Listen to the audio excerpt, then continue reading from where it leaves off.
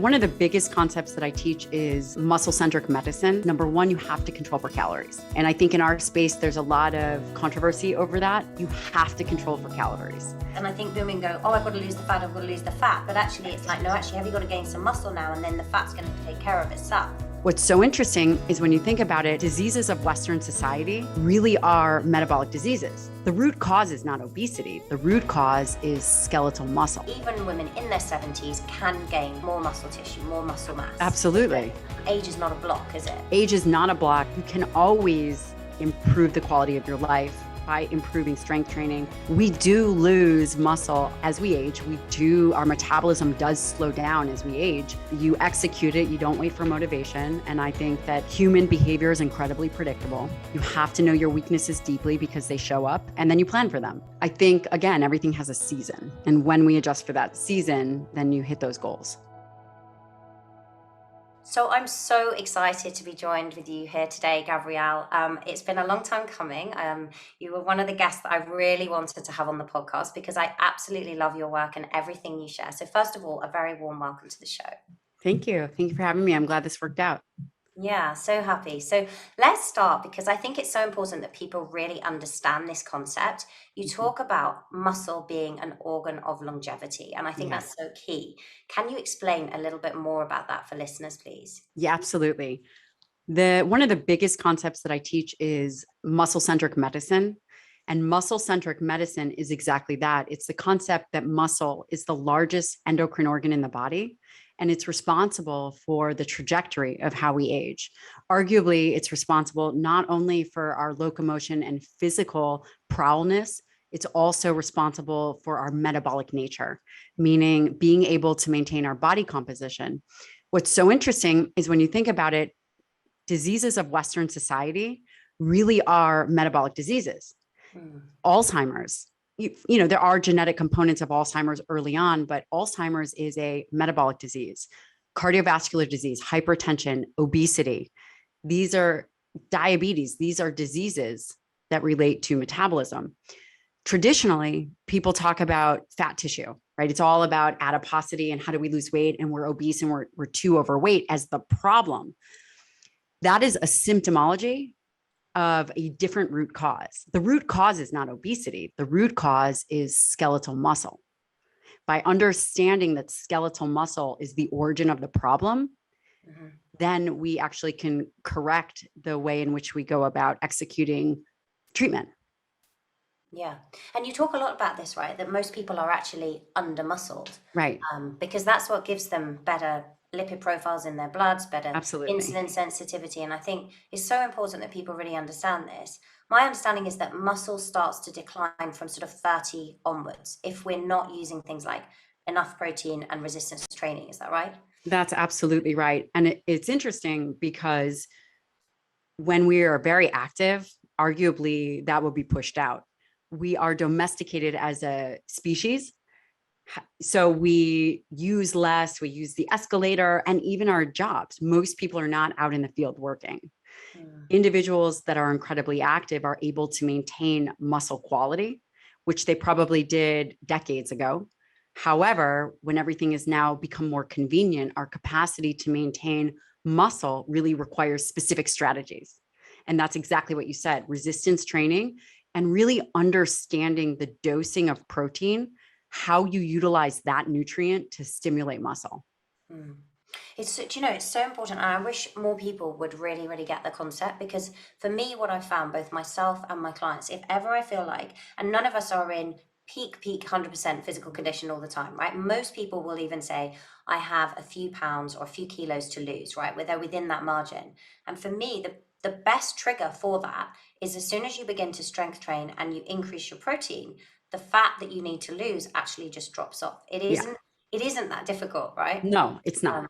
Yeah. So can we talk then, before we go into the type of training and the amounts of protein, etc., people should be eating, can you just briefly describe, because I know you have so much science on this, Yeah. why it's so important, because you also talk about, you know, how our muscle will draw on those amino acid reserves in Yeah. times when we need immune function. I think people really need to understand just how important muscle mass is. It's not just aesthetic. Absolutely. And we know that the data supports the higher the amount of muscle and the quality of muscle. It's interesting. It's not so much the amount of muscle, because arguably we don't know. I don't know what the ideal skeletal muscle mass is for you. And we don't know what the ideal skeletal muscle mass is for me. And typically in the research, they use limbs, appendicular skeletal muscle mass. Is that enough? And is that a good validated measurement for understanding muscle? I'm not sure. But what we do know is that the stronger you are, the higher your capacity to survive. The higher your capacity to survive if you are on bed rest, if you get cancer, because cancer is a highly catabolic state. The body, the more skeletal muscle mass you have, the healthier that tissue is, the more you'll be able to survive. And that actually, what's so fascinating about muscle is it is the only organ that we can really add to. We actually can increase the amount of an organ that we have in the body, a significant amount. People could say, oh, well, you can train and make your cardiovascular system stronger, and perhaps there's some hypertrophy. While that is true, is that percentage that you are increasing the heart clinically significant? And the answer would likely be no. But skeletal muscle improves survivability across the board. And that is really fascinating for the data. In addition, any kind of insult you have, your body will draw from the reserve of amino acids from your skeletal muscle. Yeah. So you actually need that for immune function. So actually, when you're talking there about people ending up, for example, in hospital, which is very, very common in the elderly, and you see that rapid decline, one hospital visit leads to the next, they're more likely to fall, but also they're catabolizing that muscle tissue to fight whatever infection or disease that they're hospitalized with. So it's so Right. Yeah. In order to increase an individual's survivability, you have to augment skeletal muscle. What also is so fascinating is that the tissue itself, muscle is a nutrient sensing organ, which means when you eat certain nutrients, specifically protein, it senses that. It senses the branched chain amino acids. It senses leucine. As we age, and leucine is a branched chain amino acid, which is found in high quality proteins, which I know that we'll get to. In fact, as you age, the efficiency of sensing that protein decreases. This is what you're up against when you think about it. Aging has there's a biological response to skeletal muscle tissue. No matter how fit you are, there's a biological response in the sensing capacity of that muscle, which is called anabolic resistance. Skeletal muscle also increases in insulin resistance as we age. It's just an aging phenomenon. So we have to become incredibly targeted at how we approach maintaining and keeping healthy tissue as we age. Yeah, so important. Yeah. And with that sensing ability, if you Mhm. are targeting correctly, because I've seen, you can see, can't you, research that will show that even women in their 70s can gain more muscle tissue, more muscle mass. Absolutely. Age is not a block, is it? Age is not a block. It's not a block at all. One would have to be very strategic. And there's two sides to that coin. You keep inflammation low. You keep any kind of catabolic state if they're going through long periods of fasting, which is not, I never recommend that for an aged, a more mature individual, and specifically because of its relationship to skeletal muscle. But you can always improve the quality of your life by improving strength training, and you can always improve, or you can always lay down tissue as long as you are getting enough calories and enough protein. Yeah. And I think for women, this becomes more important, doesn't it, as they move through menopause, because they lose estrogen as a trigger. They do. And I think, if we could get more women in their, even earlier than their 50s, but definitely from 50 plus, really training and increasing their protein, the outcomes would be much different. I absolutely agree with you. And I was just talking to one of the trainers that I utilize in my practice, Kara Killian, and we were talking, and I said, hey, when you have women that are going through menopause, are you finding that they're always gaining weight? because we do see around perimenopause, this is the time that women lose the most muscle and gain the most weight. Is it an estrogen thing? Is it a testosterone thing? Is it a progesterone thing? It's obviously there's an estrogen component, but it's not across the board. One would have to say, is it that they've now decreased their activity? Is it that they've increased certain food choices? Do they have to then change the strategy of the way that they're eating? I think individuals that are in perimenopause, when you become more restrictive in your caloric intake, it becomes a no-brainer. You have to. Unless you are then training, you have to augment the training capacity. We do lose muscle as we age. Our metabolism does slow down as we age. Can you augment that with training? You can. But I always think, man, how do we be forward thinking in preventing midlife weight gain in menopausal and postmenopausal women?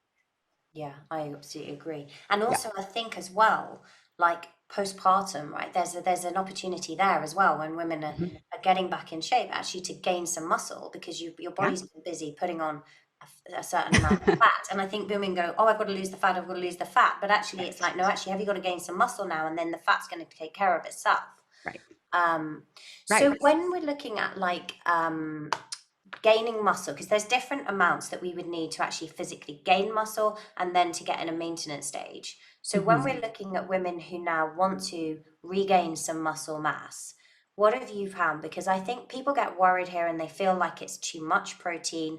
From my perspective, as I've said with you, both myself and my clients, high protein is the easiest trigger to change, to do effectively a body recomposition. What have you found in terms of the amounts and the quality of protein that works best? I absolutely love what you're saying. Do you have children? I do have three children. Did Yeah, you have three? yeah, I Oh do. my gosh, you're my hero. I have two. And they're very little. I have a 6-month-old and a 2-year-old. And I really love this perspective as it relates to moms. Moms always, number one, think about losing that body fat, losing that baby weight. And when you refocus and you prioritize protein, it's interesting. There's a lot of conversation around, should you eat carbohydrates for milk production versus should you eat, proteins and fats. And I will say that dietary intake certainly changes the composition of the milk, and the healthier, which we can define, the healthier, the more nutritious the human diet, the more nutritious the infant's diet is going to be. When it relates to protein intake, what I have found for body recomposition is, number one, you have to control for calories. And I think in our space, there's a lot of controversy over that. You have to control for calories. And then the next question becomes, how do you control for calories while maintaining and improving skeletal muscle mass? In my hierarchy of what is important, number one, you control for calories. And I would say, depending on what an individual is doing, you can achieve weight loss between 12 and 1500 calories. And that's a lower caloric load. The question that we also have to ask ourselves is, have we been overeating? Are we over consuming? Obviously, with lactation, it's a little bit of a higher calorie, but let's say you are done breastfeeding and you are now wanting to lose weight, you control for calories and then you optimize for muscle. And you do that by optimizing for protein. I like to go higher on the protein. I like to go 1 gram per pound ideal body weight. For me, my pre-pregnancy weight is 123. My current protein intake is roughly around 130 grams. So it's a little higher, but there's no negative to being a little bit higher because I'm more calorie restricted. Yeah. And that allows for satiation. I'm not having cravings. I'm not having swings in blood sugar. When I dose it appropriately, that first meal, whenever that is, has around 40 to 50 grams of protein. And the reason it has 40 to 50 grams of protein, it allows me to, one, stimulate muscle protein synthesis. It is my first meal coming off after being fasted. So I'm in a more catabolic state. My muscle is primed for nutrients. My metabolism, I'm previously running off of liver glycogen, right? Because I'm doing gluconeogenesis. My first meal is a robust amount to increase my threshold, the blood threshold of amino acids, because amino acids are really interesting in that it's the bolus amount that matters. You cannot snack on protein, and that snacking does not have the same impact on muscle. This is a very important concept to understand. As in, you can't have a small amount of protein and expect the same trigger. That's right. Okay. That's right. For people that sip on a protein shake, the key in understanding, optimizing body recomposition and optimizing muscle mass as we age is understanding that blood levels of amino acids need to rise to a specific point. And if you are below, if you are sub threshold and constantly sipping on these amino acids, you get a little and then it goes down, a little and it goes down, but you never hit a threshold. For example, the threshold would be a minimum of 30 grams of protein. That is a minimum of, 4.5 ounces of beef, chicken, whatever it is. And the reason that is you need to hit what's called a leucine threshold, which is an essential amino acid. It is one of the branched chain amino acids. And as soon as you hit that, it triggers your muscle. It's like putting a key into a car and starting the car. And then the next thing after that is that you have to have all the amino acids. So let's say, for example, you're eating beef or bison. You have all the amino acids to then contribute to regeneration of muscle, to building more healthy, strong muscle over a period of time. Now, for people that like to eat little small meals a day and never reach a 30 to a more optimal 50 grams of protein, which is a robust amount, and it's really changing how we feed and really rethinking what does it mean and how are we feeding to improve body composition, improve health, improve cravings, blood sugar control, all of the things. Ideally, you then balance it to a minimum of 30 grams of protein to a maximum of 55. Beyond that, you still absorb everything, but as it relates to optimization for muscle, then there's no reason to go higher than that. Okay, that's interesting. So what about people that are fasting and they're doing one meal a day? They would then only be really, you said they'll still be absorbing the protein, but it won't be triggering all of it. Okay, that's interesting. I appreciated that. But this is another great point. I think that we should touch on the 1 meal a day people. 1 meal a day, you have to define your goal. Is your goal to build muscle or is your goal to maintain tissue? And when I say tissue, I mean, are you just trying to maintain your body composition? If you are trying to maintain your body composition, you absolutely can get away with 1 meal a day. But ultimately, that means that you have to get all your protein in that 1 meal. Is that an ideal eating strategy? It is probably not an ideal eating strategy. I want to have a caveat in here. Humans are incredibly adaptable.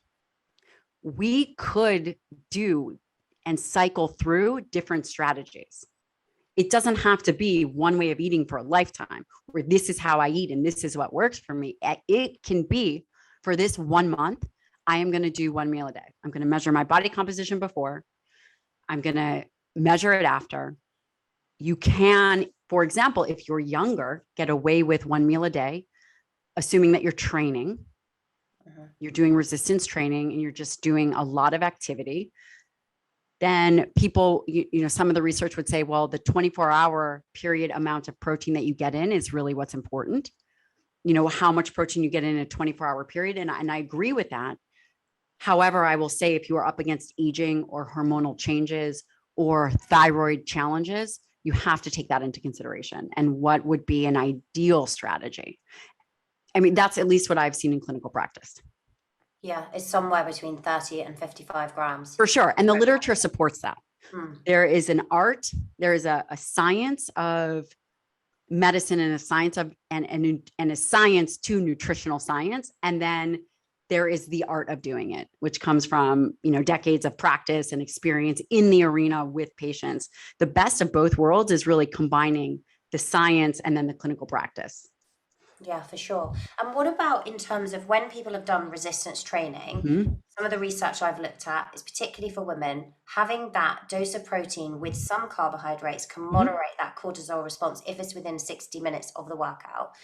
Is that something that you encourage people to do? So once they've done that session? Yes, I encourage, it depends on what the goal is. Are you looking for muscle glycogen replenishing, then carbohydrates are important. Are you looking for muscular repair and really building muscle? Then it would be protein. If you are looking for a combination of both, then both is fantastic. Mm-hmm. As it relates to cortisol, I don't think increased cortisol levels while training is a negative, right? It's not. It's how the body is designed. I think where cortisol becomes a problem is if you are going through ebbs and flows of challenges with blood sugar regulation throughout the rest of the day. Yeah. I will point out something else. These are great questions, and you're allowing me to talk and serve your audience, which I really appreciate. I know that I am giving you long explanations, but these questions are you really nailed these questions. Oh, thank you. Post-training is very important if you are perimenopausal or older. Postmenopausal, older, perimenopausal, any kind of chronic inflammation. And I'm going to tell you why. The literature supports that if you are older, if you are postmenopausal, if you are obese or struggling with inflammation, your tissue has the physiology of a quote, an older, more mature individual. To simply state that by having a robust amount of protein post-training, your body is primed to stimulate muscle protein synthesis. Okay. You've got nutrients to the tissue. It allows you to lower your protein dose post-training. Okay. What that means is people will say, well, it doesn't really matter how close to training that you eat your protein for muscle protein synthesis or body recomposition. And I would argue that most of the data is done in younger, healthy men.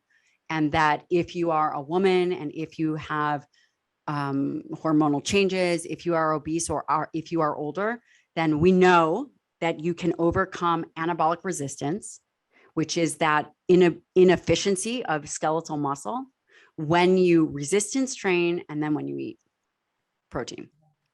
Amazing. Which is interesting because that's exactly what I've been doing recently. And Amazing.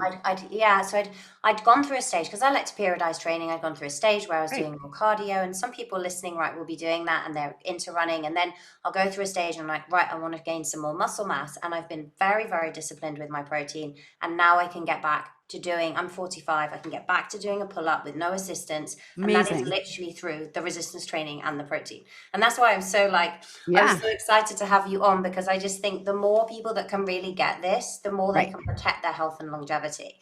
I agree with you. And we're up against a lot. It's interesting because I think in our space that we're in, it's either keto or paleo. And then it's kind of keto, paleo, vegan, vegetarian. It's not protein forward, or wait, there's one more group, or it's kind of the bro, hey dude, I'm going to eat a lot of protein, kind of the bodybuilder space. The reality is it's probably, and there's not really there's the carnivore space, but that is, while I would say my diet is probably more on the carnivore style, there are these groups that are a bit extreme. And I think that if we were to really break it down and look at what the priority would be for aging, it is high quality protein. It is. And you create a flexible plan where you prioritize protein. It's a protein forward plan. That's your number one priority. The next thing that you do is you decide, do you tolerate carbohydrates or do you tolerate fat? I tolerate carbohydrates. I do much better on carbohydrates, even when calories are controlled, versus doing better on fats. So the individual then decides they've prioritized protein. They know how much they're getting in a day. They know how much they're getting in a meal. And then they determine, do they do better on carbohydrates or fats? And then you do a meal dosing on both those macronutrients. Yeah. And some of that is genetic, isn't it? In terms of the way you process carbs and you want to know what I really think it is? Go on. I really think that it is a gut microbiome. It is a gut microbiome issue. And we're starting to see that. Okay. In some of the new research that came out, there was a paper in Nature, actually, Donald Lehman, who is my partner he's my mentor, and we do a lot of education together. The gut microbiome, a vegan vegetarian individual who eats a lot of fibers and certain kinds of fibers, the proof of concept study is that their gut microbiome looks more like a ruminant. like a cow. What does that mean? That means that they actually can break down and generate their own essential amino acids for a period of time. I That's saw wild. something about this Yeah. on YouTube when I was researching actually for this Mhm. podcast. Really interesting conversation you're Yeah. having. As if so, if they're on a plant-based diet, they're then making enough essential amino acids Yeah. by their gut bacteria, which is so Right. fascinating.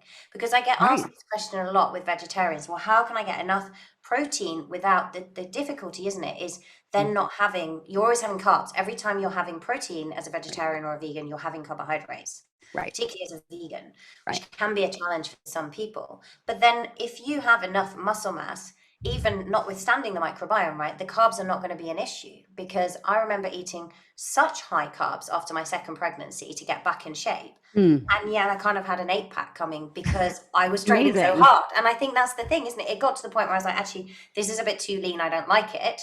And the Wow. carbs were not the issue because you're Right. doing the right training. And I think Right. that's the other component, right? Yep. Yeah. Yes. I think that you're absolutely right. And I think that it's going to be interesting. The question will become, what is an individual's goal? Is an individual's goal for optimization? Then if their goal is to optimize skeletal muscle, a vegetarian vegan diet probably lacks sustainability for that. But it doesn't mean that they can't survive on it or function well on it. Again, is it about muscle mass or is it about other things? I will tell you the data shows, and that I've seen in clinic, is that vegetarians and vegans tend to be smaller bones, smaller muscle mass. They tend to have more related problems of aging, sarcopenia, osteoporosis, and that's more of a nutrient thing. And of course, over a lifetime of consumption of whatever that is. Yes. That being said, I do think the body can be very flexible. Again, the question becomes, how do everything has a season. What season? So you were in your season after your second baby of getting lean, and that was the season that you were in. And then you strategize, what is your eating philosophy for that? Yeah, absolutely. Of course, though, there are really good strategies that stand the test of time, which is what a protein forward strategy would be. And what about in terms of training? So when somebody is trying to do that body recomposition, what have you found in terms of the ideal balance? Like from my understanding here, we have to create enough of a trigger, right? So we've got to lift heavy enough to create that stimulus to the muscle tissue. Have you found there's different ways of doing this? There's enough Hollywood celebrities that are saying, I just lift 3-pound dumbbells and I'm in this amazing shape. You'd have to do so many repetitions, right? Because that's even lighter than body weight. Right. I'm just curious what you found and with your in your clinic in that respect. Volume matters. Right. Focus, intensity, and Stu Phillips talks a lot about this at McMaster University. It really is about volume. And I think that data is clear. And then it is about exertion, volume and exertion. I recommend, and then training status. Is this a novice trained individual? Is this an intermediate or advanced trained? If an individual is advanced, then there is a component to muscle memory. In addition, those people put on muscle mass much slower versus a new individual who is going to they could put on a couple pounds of muscle in a month, right? They could put on maybe 2 pounds of muscle, depends. And then of course that training volume is really what matters, and how they're doing it. And if they're hitting body parts twice a week, having a really good structured program is important. I always recommend, like I said, Kara Killian or Lane Norton has great structured programs. These are guys that are very science oriented, and Andy Galpin. The reason why it's good to speak with an exercise physiologist when it comes to programming, there's always a path forward, and you can do a path that takes a long time because you're inefficient, or you can do a very efficient path forward. And I think when it comes to body recomposition, you have to get that exercise component, and then you have to get that nutritional and all the other components, right? Gut health matters, really your ability to absorb nutrients. Sleep matters. Most people, many of the athletes that I train and many of the military ops guys, they all have sleep apnea. Even though they're fit, it has nothing to do with it. It has to do with the musculature. And a lot of the women, when women go through perimenopause and postmenopause, this is the time they get sleep apnea with hormones change. Interesting. This is important stuff. And then you correct for the the lifestyle factors, and you see real improvement. And what about with, because this I'm curious and I haven't been able to really get to the bottom of this. When you're looking at taking collagen orally, right? So it's not a full spectrum of essential amino No. acids, it's missing the tryptophan, but it's providing a very specific trigger, right? So it's triggering collagen production within the body. What happens if you have essential amino acids alongside collagen? Do you then miss out on that trigger? No, you don't. You have to, no, you don't, but it is missing tryptophan. So you would need tryptophan, and it's very low in the branched chain amino acids. It's high in proline, hydroxyproline. You would need to do a combination and just really make sure that it was balanced. I think actually collagen is great. I think collagen is great. I don't think collagen is great for muscle. It doesn't do anything for muscle. I haven't seen a ton of great evidence on collagen, but I have seen it do really good things at much higher doses. And I do think it's a great product. And I do think that we are seeing some data for hair, skin, and nails, which makes sense. The question becomes absorption. And it has to be at that high dose, doesn't it? A lot of the supplements you see when people are taking it are actually so low in terms of the amount of collagen. Yeah. Yeah. What about with taking essential amino acids? So you were saying like when you're looking at a protein source, somewhere between 30 and 55 grams, say you're going to actually just take some essential amino acids in powder or tablet form. How much do you need of those? Because those are going right in. It's about 50%. So if it's about 50%. So if it's 30 grams of protein, it's 15 grams of essential amino acids. Okay. It's a lot. It's a lot to be taking. And then you're missing the food matrix. You're missing the iron, the zinc, the selenium, the B vitamins, the creatine, the taurine. I mean, maybe you're getting some taurine, but you're missing all the other components.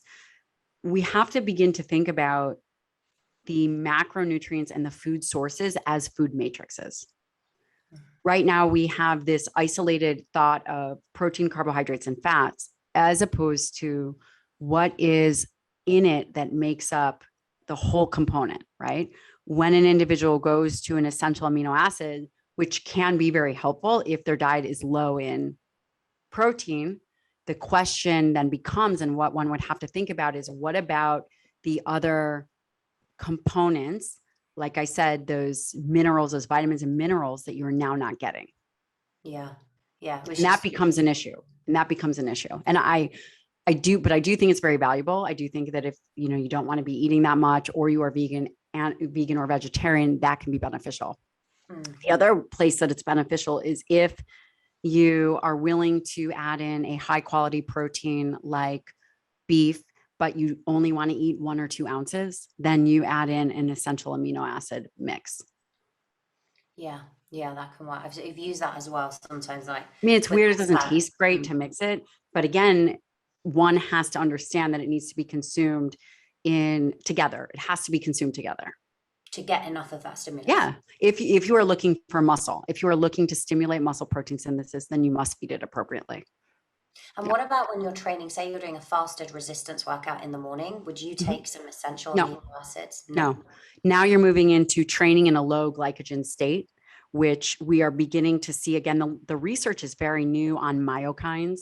Myokines are cytokines produced by skeletal muscle that go through the body and can actually do some kind of nutrient partitioning, like interleukin 6. This, I believe that depending on what the goal is, training fasted can be beneficial. Again, if you're looking for performance, and of course, if your calories are controlled, then right now the argument is that it doesn't matter if you train fasted or not.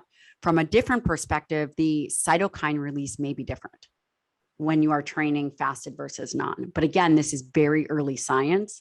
You're talking about, 2009 or so, right? It's early science that some of this data is coming out.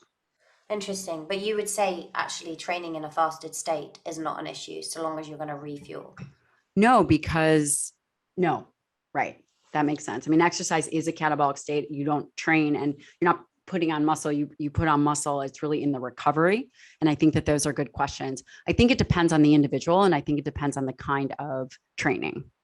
Mm-hmm. For example, my husband, who's a SEAL, he trains fasted. Okay. And he'll go and do 100 pull-ups, 1 million push-ups and be nut job. And then he'll eat later. Yeah. Right. but he won't eat before. He'd barf.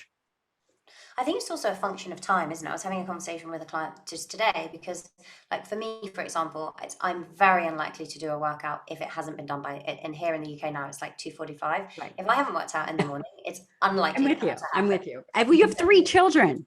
You're like Yeah. superhuman. I don't even know. What are their ages? They're older now. They are 14, 12, and 9. So I it's a mean, bit easier. still, I don't even know. Yes. If you are not going to get up and do it, then I mean, I'm the same way. Yeah, it's not going to happen. I also think putting strategies where you know that you become the kind of person to do that thing makes the most sense. Yes, I agree. You become that person. It is a non-negotiable, right? You execute it. You don't wait for motivation. And I think that human behavior is incredibly predictable. You have to know your weaknesses deeply because they show up cyclically, and then you plan for them. Yeah, That's been my experience. And what about, that's so true. What about in terms of cardiovascular exercise? What have you found there? Because for me, when and some of the research seen when you're trying to actually gain muscle, Yeah. not doing long endurance sessions, unless they're in a very kind of sort of low intensity state, Right. just works super well and you don't tend to put on fat. I'm curious what you found and in the literature as well. So exactly that.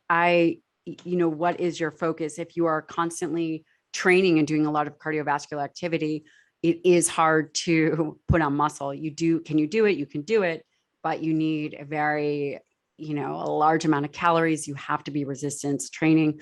Those kinds of long endurance things tend to be catabolic. You can see what people who do that look like. It does become difficult to put on muscle, right? Yeah. I think, again, everything has a season. And when we adjust for that season, then you hit those goals.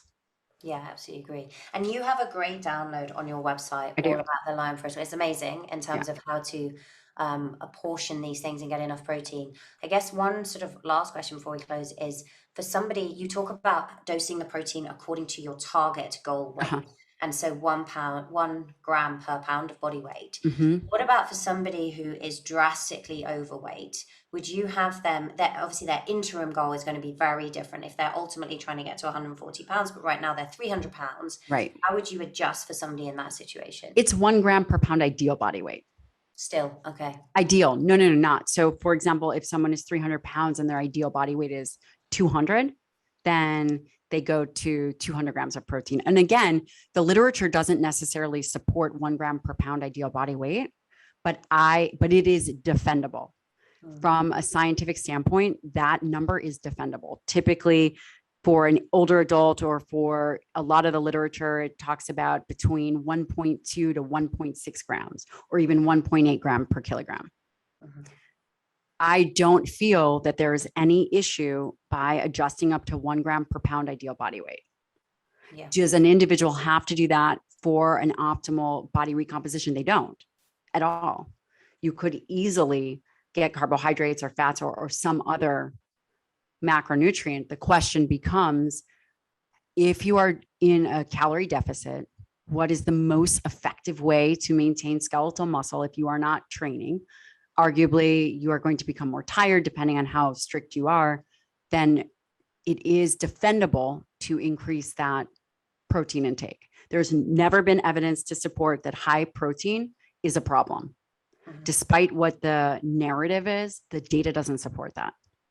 Yeah, what in terms of when people are talking about too much activation of things like mTOR, which actually happens from high carbohydrate consumption anyway. It does. And also mTOR is in every cell of the body, right? It's a protein kinase. It's a complex. And mTOR is exquisitely sensitive to amino acids in skeletal muscle. And in the liver and the pancreas, it's exquisitely sensitive to energy and carbohydrates. If an individual really cares about mTOR, and not to mention exercise stimulates mTOR. The question becomes, if someone is concerned about mTOR, then you shouldn't be having small vegetarian carbohydrate meals throughout the day. You would have discrete meals and that's it, right? Yeah. And it would be lower carbohydrates and it would be strategic. Yeah, I think the strategy we keep coming back to is absolutely key. You talked about the importance, like when we were talking about exercise, of doing things and finding out our weaknesses. And I know this is a huge area for you, particularly being married to a Navy SEAL. You are super successful in everything you do. You have a book club coming, which I'm really excited. Yeah. It's around Yep. leadership. I want to talk more about that, and also like what you do. Like, what are some of the habits that you have outside of like the way you fuel your body in terms of Mhm. things like meditation, exercise, things that you feel help make you resilient and stronger and protect your longevity? It's interesting. I don't have much dichotomy between my work and the flow of my family. It all is kind of in flow together. For example, work to me isn't, oh my gosh, it's Monday. It's not like that. I I would say some of the strategies that I have implemented that I really haven't done is I love what I do. So I have a private concierge practice where I take care of different groups of people, but really the mavericks, the innovators, the people that change the world, or kind of like the people that need to get the job done, right? They call me in to get the job done because they've been to 13 other people. They can't lose weight. They still feel like crap. I get it done. Um, if you were to ask me what are strategies that I put into place, I schedule everything out, and I'm getting better at exactly, when this is happening, when this is happening. I always train. I always exercise and I always train. Eating is a no-brainer for me. I always read. I'm very passionate about reading and educating myself, which is where the book club came from. We have this thing where you read 10 pages a day. I read more than 10 pages a day.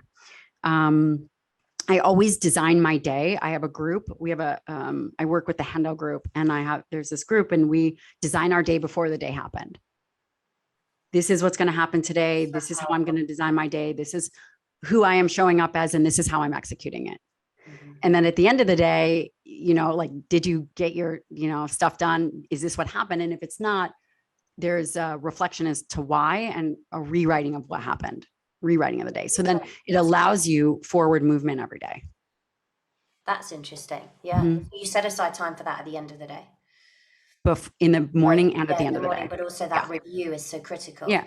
Because otherwise you're on autopilot. I'm not on autopilot. It's how do you make improvements? And then the other thing, I always make time for friends. I feel that friendship is a really big currency, and it's really important. So connecting with other humans is, I would say, something I love to do. Yeah, so important. And when you talk about daily exercise, are you alternating then between resistance training, cardiovascular training, flexibility? I am. In my ideal world, I would do resistance training 4 or 5 days a week, and then I would do some kind of intense cardio, because I actually do better on that. I enjoy it. I like to do interval type stuff where, it's really tough. Right now, I'm lifting 4 days a week. And then on the alternate days, I'm doing some kind of cardiovascular, whether it's an airdyne, whether it's a stair mill, whether it's a row for time. But in my ideal world, I'd love to do both every day. Yeah. Yeah, exactly. But then I suppose it would impact your recovery with 2 kids and a busy. Right. Yeah. So it does impact right. Yeah. But I do think that we are going to start taking our daughter to martial arts. We'll see if they allow it 2 years old. And then I would love to be able to do that with her. But there's other things. But yes, that is what I'm doing right now. I don't do much flexibility. I tend to be hypermobile. I love doing, I might throw a session of kettlebells in there, which I have someone great that you should have on your podcast. People would love her. Her name is Melissa Paris. She, especially for moms, she trained me through both pregnancies and postpartum. Awesome. All kettlebells. This girl is strong. Oh, very cool. Yeah, I'd love to connect with her. Strong and fit. And Yeah. So those are the things. Are a lot of fun as well. And they get the job done. So yeah, it hits both. Yeah, that would be, I'd love to connect with her. And in terms of the book club, because this sounds exciting, you're talking about leadership. You've obviously got some amazing like experts coming in potentially. You've got great book resources. How does that work? Because I'm sure people listening are very interested in this. This depends on when this comes out, but I am doing a book club with my friend Emily Frisella, and it's really about personal development, leadership, and excellence. I think that what we're seeing now is the media, that we're getting all our information delivered to us, that it's being spoon fed. Whereas before, and in traditional histories, humans have always gotten it through books. And this is our effort. It's a passion project for us. It's our effort to step away from being fed scrolling and getting your information from Facebook or the internet or the news, and actually going back to, like books, right? Books that you're reading and really thinking about it and taking time and space to read, because that is how, again, that and story is how traditional knowledge was, gained, accrued. Yeah. It's going to be amazing. And we're going to have the authors come on.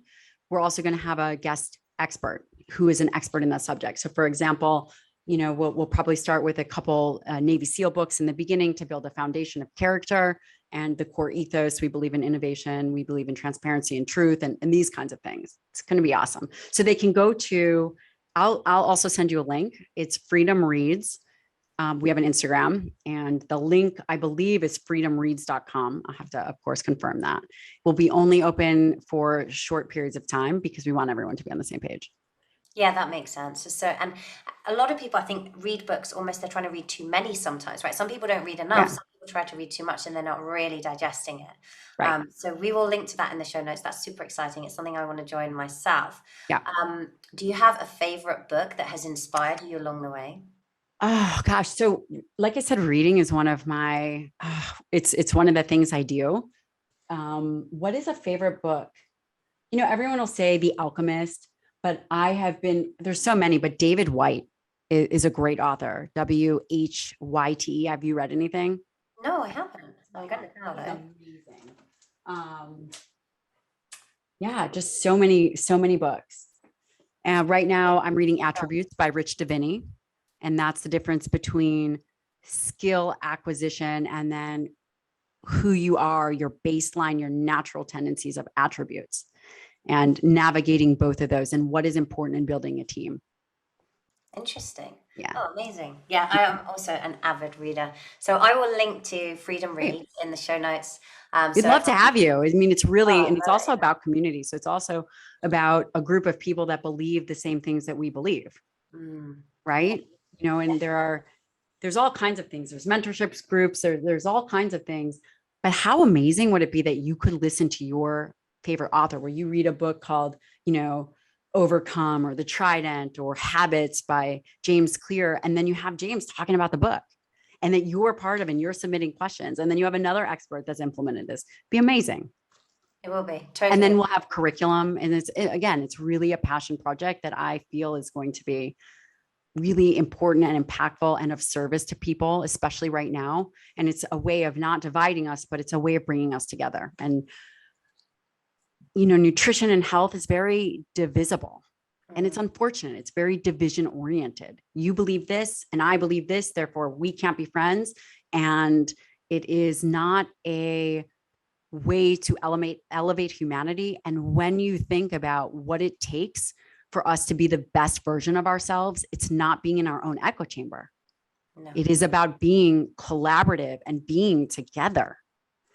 Yeah, 100%. And I think no other time has there been a greater need in the last sort of 100 years now, really, for unity and community. I think it's just, and I find the division that I've seen in the health industry over the last 12 months has been such a shame. And I think, the more we can bring people together for the greater good and also strengthening them, body and mind, the better. I agree. I love what you're doing. We will link to all of that in the show notes. Where can people find you, Gabrielle, so they can connect with you? I'm very active on Instagram, and that's Dr. Gabrielle Lyon, Lyon. Also my YouTube channel. I'm really trying to put a lot of effort now that my baby is 6 months old and semi-sleeping. I'm able to kind of get back into the swing of things because I do have the private practice that I run. My website, where they can sign up on my newsletter, I curate it. And so the website, there's going to be courses coming out. I do have a book coming out. It's still in the early stages. Let's see what else. That's it. So the website, and then Twitter, and you guys shoot me a DM. I am definitely here to help. If there's anything that people are interested in to hearing more about, please let me know, because it definitely matters in terms of getting feedback and getting your questions answered. Awesome. I love that. I will link to all of those. And the website is GabrielleLyon.com. Yeah, Dr. Gabrielle Lyon. Dr. Gabrielle Lyon. And that will be going through a rework eventually, but yeah. There it is And right as I now. say, there's an amazing PDF on there, the Lion Protocol, that I think is just so super helpful for people to download and understand really how to dose the Yep. macros and get that right. So we'll Mhm. link to that. I've definitely enjoyed reading that. Thank you so much for coming on the show. It's Of been course. amazing. Thank you for having me.